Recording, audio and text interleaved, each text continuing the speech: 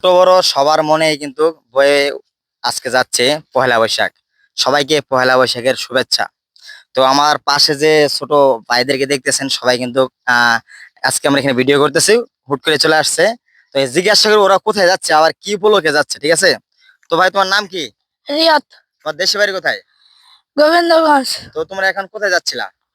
কালামপুর পয়লা বৈশাখের মেলায়। ওখানে মেলা কি প্রতি বছরে হয়? তো দেখতেছেন প্রত্যেকটা, এখানে যে আরো অনেক কয়েকজন আছে। তো তোমার নাম কি ভাই? আমার নাম রাস। রাজ। তোমার দেশের বাড়ি? দেশের বাড়ি ঠাকুরগাঁ জেলায়। তো এখন তোমরা কোথায় যাচ্ছ?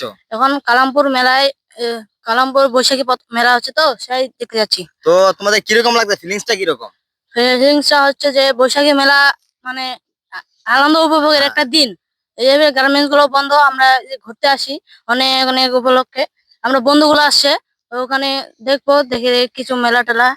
জিনিসপত্র কিনে তো দেখেন, একটা সময় ছিল তখনকার কিন্তু আমাদের মনেও এরকম অনেক আনন্দ ছিল।